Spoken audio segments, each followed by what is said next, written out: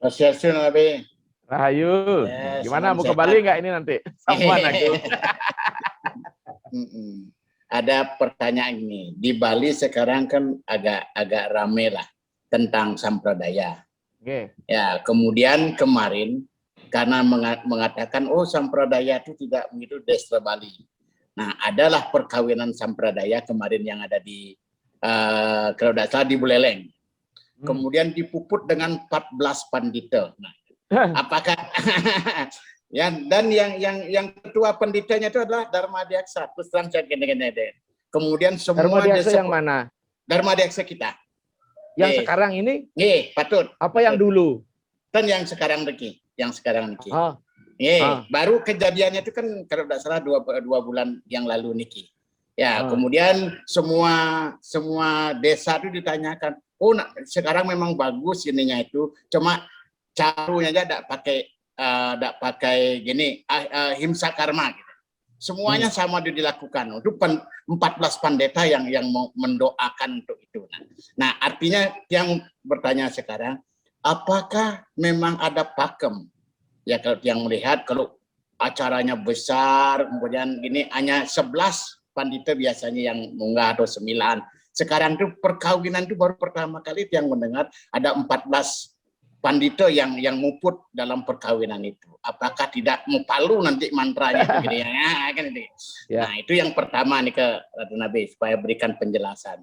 Kemudian yang kedua Nikit yang menurut yang ada kekeliruan sedikit menurut yang ya. Yang namanya mau pamit itu. Ya, seharusnya kalau kita lihat kan menjauman. Menjauman artinya ya, menjauman artinya yang menjadi satu. Ya. Nah, kemudian sama juga dengan mewarang. Artinya sama-sama memberikan itu sama. Yang menjadi permasalahan ini karena mewarang itu apakah hanya keluarga itu, apa keseluruhan keluarga itu yang menjadi mewarang. Nah, umpamanya si laki-laki mempunyai 5 keluarga, si wanita menjadi 4 keluarga. Berarti mereka mewarang semuanya tahu 9 keluarga itu menjadi keluarga. Ya, karena kalau kita lihat di Kalimantan, luar biasa mereka tuh, asal sudah mereka kawin itulah saudara. Kadang-kadang mereka sampai bilang, oh itu tuh gini saya tuh yang misal saya yang kelima gitu. Masih mereka menganggap dirinya keluarga. Kalau kita kan enggak. Ya, kalau kita perhatikan juga, sering juga kita dengar kalau ada umpamanya sedang menjauman itu, ada pihak laki-laki tidak mau nyembah gitu. Ya, di tempat wanita itu. Padahal kalau kita lihat kan semua itu sama, itu leluhur yang sudah suci. Siapapun dia mempunyai kekuatan kalau kita perhatikan. Apalagi kita katakan bersama bahwa ya, semua itu berasal dari Tuhan. Kita itu adalah percikan suci dari Tuhan. Tuhan itu tidak membedakan mana yang A, mana yang B, kita sama untuk itu. Kenapa kita tidak mau sembahyang di tempat itu? Karena itu kan sudah orang yang sudah disucikan. Kalau kita memang meyakini bahwa apa-apa yang dilakukan oleh pandita itulah memang sudah suci untuk itu. Nah, yang menjadi permasalahan itu, apakah menjauman itu sama dengan mau pamit yang gini-gini. Kalau mau pamit berarti kan dia lepas dari itu. Kalau dia menjauman, dia mulai membentuk keluarga yang sama, kemanapun sebenarnya bisa dilakukan tanggung jawab. Memang sih di Bali kalau kita lihat tanggung jawabnya itu di purse. Siapapun yang menjadi purse itulah yang bertanggung jawab. Karena akan bertanggung jawab, kan di Bali itu tanggung jawab itu kan bukan hanya harta aja. Tanggung jawab siapa yang modalin, siapa yang ini, semuanya itu. Tanggung jawab itu adalah, kalau kita perhatikan tanggung jawab itu adalah, bukan tanggung jawab sih, maksudnya itu, harta yang dibebankan pada kita itu adalah tanggung jawab. Tidak hanya dibagikan. Kalau saudara-saudara kita kan lain, kalau sudah meninggal, hartanya kan akan dibagi. Nomor 1 dapat sekian bagian, nomor 2 sekian bagian, kalau dibalikan enggak. Warisan itu adalah tanggung jawab. Itu yang mungkin yang perlu kita tekankan dengan saudara-saudara kita di Bali, bahwa warisan itu tanggung jawab. Siapa yang akan bertanggung jawab untuk melaksanakan kegiatan-kegiatan acara di tempat yang bersangkutan. Ini kan Ratu Nabi Suksemo pencerahannya. Suksemo, Mangku. Oke. Masalah ritual itu, maka disinilah ketika sebuah gerakan spiritual mulai menjadi lembaga. Gerakan spiritual ini kan menyangkut masalah tata spirit aja. Vertikal ke atas. Tapi ketika diturunkan menjadi tata pikir, menjadi ideologi, maka ideologi itu menjadi konsep dan konsep harus dikonseptualkan, kan begitu. Jadi ini nih Profesor tidak. Ketika konseptual antara dunia abstrak dan dunia fenomena harus diwujudkan.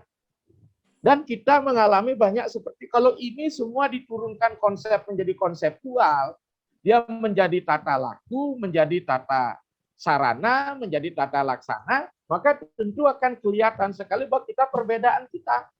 Walaupun nilainya sama, makanya dalam konsep Hindu, marilah kita universal di tata nilai, values-nya. Di tata pikirnya kita berbeda yang lain. Apakah kita akan mempertemukan tata pikir yang berbeda ini? Akhirnya agama kita menjadi carut-marut. Ini carut ini. Memang kita mengenal desa kalepata, isa sakti, desa kaletatwa. Terus bagaimana dalam pewarisan budaya agama pada anak cucu kita?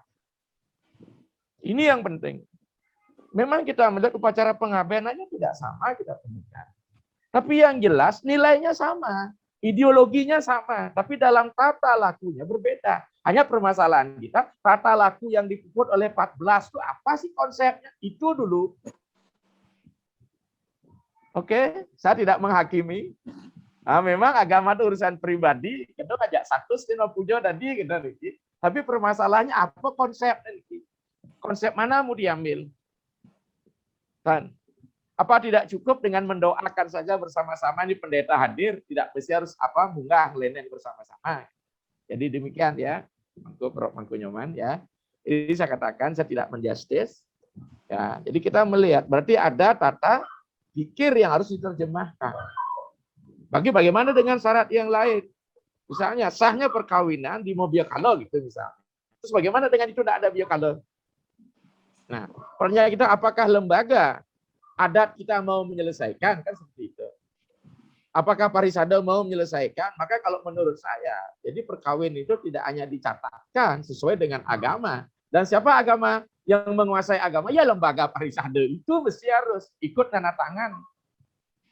Misal kalau di luar, misal tidak ada adat, kan Parisade yang tanda tangan. Saya sama dengan di Sulawesi dulu 10 tahun, ya kita Parisade yang memang harus mengantarkan bersama ini capil kan seperti itu. Ya, jadi mengatakan perkawin itu sah menurut agama dan dicatatkan berdasarkan perundang-undang yang ada. Agamanya kayak apa di sini?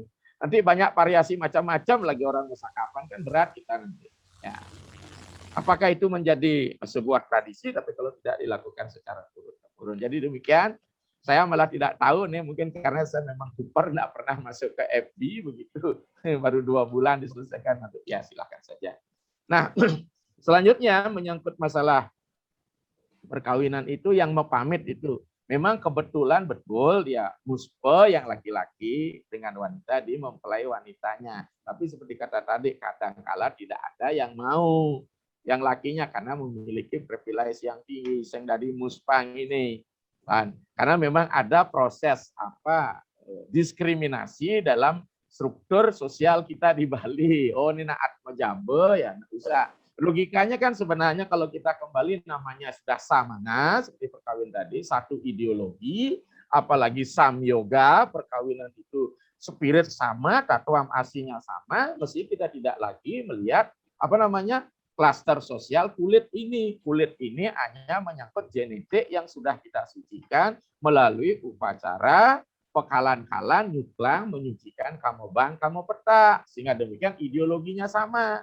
Bahkan sampai ada pelecehan di tempat ini paling lucu lagi ketika punya anak, ibunya tidak sepadan dengan ayahnya, cucunya dari ibu orang kebianyaan, kakeknya tidak mau ngandong yang cucunya yang lahir dari ibu. Aduh betul-betul ini terjadi diskriminasi bagaimana generasi ke depan. Justru kan cucu anak itu tumpahan kasih sayang. Maka dengan demikian ketika dia sudah mau pamit ayah-ayah maksudnya secara karena dia sudah dipindahkan statusnya ke pihak perusahaan, maka di situ konsep menjauman itu benar sekali kata menjauman.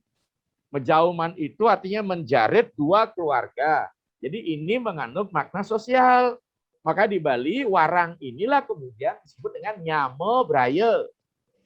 Maka dalam tradisi kita ngejot undang-undang kan sekarang kan enggak yang seolah-olah mewarang hanya dua orang tua dari pihak laki dan perempuan. Saya juga sudah punya warang, jadi semua keluarga yang wanita itu yang berstatus selevel dengan ini, dengan warang saya sebut warang, kita mah seperti itu. Dari sini pentingnya ya. Ya dengan demikian menjauman itu tipat bantal itu saya kawin tipat ke sedati sebel perdana bantal itu terus saya. Jadi di sini.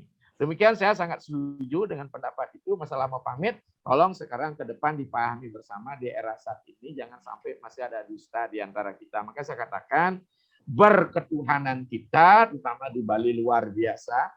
Sedikit buat pura sana sini, berkealaman kita luar biasa, tapi berkemanusiaan kita masih ada dusta di antara kita.